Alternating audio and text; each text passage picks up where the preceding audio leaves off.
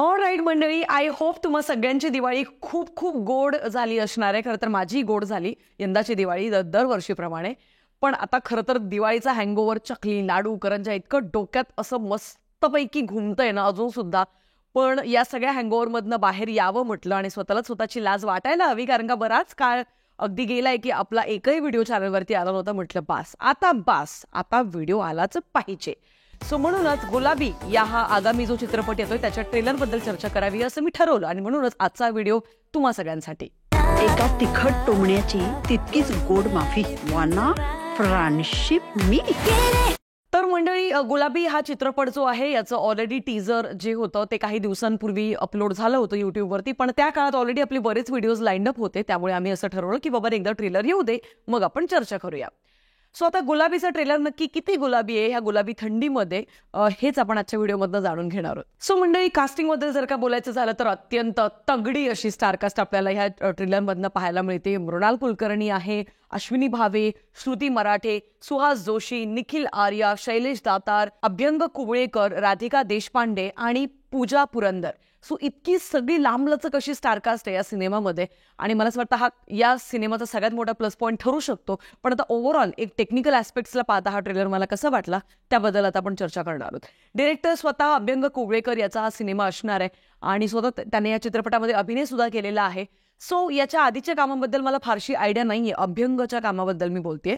पण ओव्हरऑल एक ट्रेलर पाहता थोडीशी निराशा मला म्हणजे आलेली आहे, माझ्या पदरात पडली. त्याचं कारण असं की ट्रेलर खूप इतका बेसिक कट केलेला आहे की लिटरली असं फील होतं, म्हणजे एक 3 मिनिटांचा पण ट्रेलर नाही पण तुम्हाला तो खूप लेंदी वाटतो आणि तुम्हाला असं फील होतं की यार कधी आता म्हणजे कधी हा ट्रेलर संपणार आहे. बरं, आता प्लॉट बद्दल जर का बोलायचं झालं ना तर 3 मैत्रिणी आहेत आणि वेगवेगळ्या पर्सनल आयुष्य, प्रोफेशनल आयुष्य कॅरी करत त्या 3 मैत्रिणी एका शहरात भेटतात एकमेकांना आणि मग तिथून पुढे त्यांचा जयपूरपर्यंतचा प्रवास, वैयक्तिक आयुष्यातला संघर्ष असेल, त्याच्यानंतर आत्मसन्मान जो गमावलेला आहे त्यांनी तो परत मिळवण्याचा संघर्ष असेल, किंवा एकंदरीतच मैत्री, रिलेशनशिप्स या सगळ्या गोष्टींना कसं सांभाळत त्या हा सगळा प्रवास गाठतायत, या सगळ्या गोष्टीच्या आजूबाजूला या सिनेमाची कथा रंगणार आहे. पण आता ज्या गोष्टींनी मला थोडा प्रॉब्लेम आहे ना ते मला बोलायचं आहे. म्हणजे या ट्रेलरमध्ये डायलॉग आहे जिथे श्रुती मराठे म्हणते, मला आत्ताच सांगते आज आपल्याला ना टल्ली व्हायचंय. टल्ली म्हणजे काय? टल्ली तर मला नेहमी असं वाटतं की बायकांना ज्याही वेळेला असं सिनेमांच्या माध्यमातून दाखवलं गेलंय की लाईक व्यक्ती स्वातंत्र्य हवंय आणि स्वतःच्या टर्म्सने आयुष्य जगायचं, तर त्या प्रत्येक वेळेला त्या प्रत्येक फेमिनिझमची गोष्ट दाखवण्यासाठी दारूचा आधार का घेतला जातो. बॉलिवूडकडनं नेहमीच आपल्याला अशा पद्धतीचा कचरा असा समोर त्यांनी सादर केलेला आहे, जसं 4 मोर शॉर्ट्सचे सीझन्स असतील किंवा सुखी नावाचा चित्रपट असेल किंवा थँक्यू फॉर कमिंग यासारखे घाणेरड्या प्रोपगंडाच्या ज्या फिल्म्स असतात की ज्याच्यामध्ये फेमिनिझम म्हणजे आजच्या बायकांना असं सांगितलं जातं ओरडून की बास, तुम्ही जे आता आयुष्य जगताय ते चुकीचं आहे, बाहेर पडा, दारू प्या, मल्टिपल अफेअर्स करा, म्हणजे हे तुमचं फेमिनिझमची व्याख्या आहे. तर आय जस्ट विश की ऑफकोर्स मराठी इंडस्ट्री अजून त्या तरी एवढ्या लिबरल आणि घाणेरड्या मेंटॅलिटीमध्ये अजून गेलेली नाहीये की या पद्धतीचा कचरा ते आपल्या सगळ्यांसमोर आणतील. पण सुरुवात नको व्हायला त्याची मला भीती आहे, कारण का जेव्हा असं दाखवलं जातं ना की बायकांनो चला उठा आणि तुमच्या आयुष्यातनं नेगेटिव्हिटी दूर करा, तुम्ही काय दुसऱ्यांसाठी आयुष्य जगताय, घरातनं बाहेर पडा, स्वतःचा विचार करा, दारू प्या, टल्ली व्हा आणि राडे करा आणि ह्या किंवा मल्टिपल अफेअर्स करा, ह्या गोष्टी ज्या वेळेला बायकांना दाखवल्या जातात आणि त्याचं व्हॅलिडेशन सिनेमांमधनं ज्या वेळेला समाजात दिलं जातं ना ते अत्यंत चुकीचे असं मला वाटतं. आणि खऱ्या अर्थाने फेमिनिझम किंवा खऱ्या अर्थाने व्यक्ती स्वातंत्र्य हे सावित्रीबाई फुले यांच्याकडनं आपण सगळेजण शिकू शकतो, किंवा झाशीची राणी लक्ष्मीबाई यांच्याकडनं शिकू शकतो, किंवा जिजाऊ माता यांच्याकडनं शिकू शकतो. अशी बरीच उदाहरणं आहे, अहिल्याबाई होळकर असतील महाराणी, किंवा इतक्या सगळ्या गोष्टी आहेत ज्याच्यामध्ये आपण चांगल्या चांगल्या गोष्टी घेऊ शकतो. तर हीच सेम गोष्ट जिम्मामध्ये पण त्यांनी दाखवली होती आणि तिथेही मला प्रॉब्लेम होता. सो जेव्हा मला असं वाटतं की दारूचा आधार घेणं म्हणजेच तुम्ही लई मज्जा करताय आयुष्यात, किंवा तुम्ही लई आयुष्य एन्जॉय करताय, किंवा मनोरंजन किंवा एखाद्या गोष्टीचं सेलिब्रेशन करायचंय म्हणजे दारूच पाहिजे, ही जी व्याख्या आहे ना ही आधीपासून आपल्या कल्चरमध्ये कधीच नव्हती. मी तुम्हाला सांगते, ह्या गोष्टी बॉलिवूडकडनं इतक्या रुजवल्या गेल्यात ना तुमच्या माइंडमध्ये की आपसूक तुमच्या तोंडातनं निघतं की भाई प्रमोशन झालं ना, चल ना पार्टी देणार. मग पार्टीची व्याख्या काय मुलांची, तर दारू, किंवा मुलींच्या बाबतीत पण आजकाल तेच झाले. फारसं काही वेगळं समीकरण आहे. तर मला असं वाटतं या ज्या गोष्टी नॉर्मलाइज केल्या जातात सिनेमांच्या माध्यमातून त्या थोड्याशा चुकीच्या आहेत. सो आय जस्ट होप की आता गुलाबी हा जो सिनेमा आहे याच्यामध्ये त्या घाणेरडं टॉक्झिक फेमिनिझमचं जे कल्चर आहे ते नको त्यांनी दाखवायला. आणि व्यक्ती स्वातंत्र्याबद्दल जर आपण बोलतोय तर ते तुम्ही तुमचे विचार, तुमचा आत्मसन्मान जो तुम्हाला मिळवायचा, तुम्ही स्वतःच्या पायावर उभं राहा, तुम्ही काटकसर करून पैसे साचवून तुमचा संसार उभा करा, तुमची नीतिमूल्य जपा, येणाऱ्या पिढ्या घडवा, संस्कार स्वतःमध्ये पण आणा. आपल्या घरात जी 4 माणसं राहत आहेत, 10 माणसं राहत आहेत, त्यांच्यातही संस्कार रुजवण्याचा प्रयत्न करा. आय थिंक हे पण एकदमरित्या आयुष्याला लीड करण्याची व्याख्या असू शकते.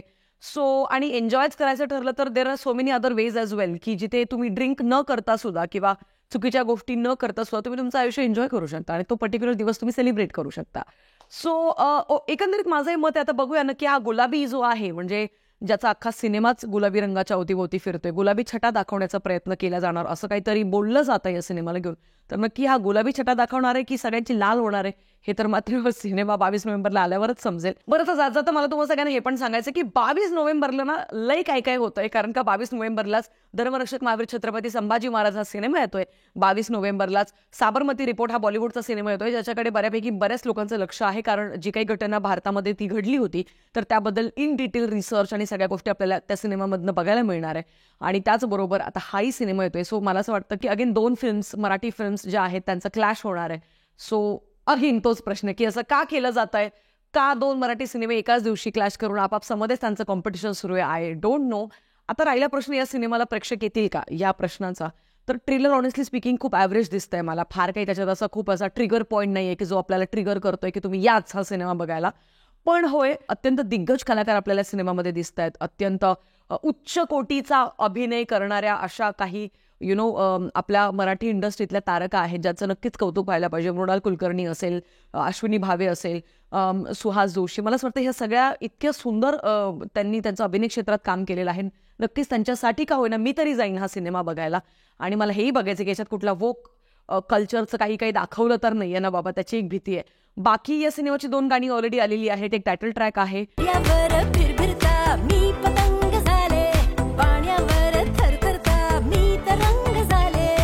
गुलाबी आणि एक दुसरा आहे सफर. दोन्ही गाणी ओके ओकेश आहे. चला चला जगण्याच्या गाडीमध्ये बसूया. सो ही दोन्ही गाणी अत्यंत ओके ओकेश आहे आणि फारसं तुमच्या लक्षातही नाही राहणार अशी गाणी आहेत. सो बघूया नक्की ओव्हरऑल हा सिनेमा कसा असणार आहे. बाकी हा सिनेमा बघायला मी तर जाणारच आहे. तुमचं काय मत आहे या सिनेमाला घेऊन ते मला कॉमेंट सेक्शनला कळवायला प्लीज विसरू नका. भेटूया पुढच्या व्हिडिओमध्ये आणि व्हिडिओज रेग्युलर येत राहतील. सो प्लीज मला तुम्ही सगळ्यांनी जे DM केलं होतं त्याच्याकरता खूप खूप धन्यवाद. तुमच्या प्रेमासाठी, सपोर्टसाठी. पुढच्या व्हिडिओमध्ये भेटूच या. तोपर्यंत काळजी घ्या. Peace out.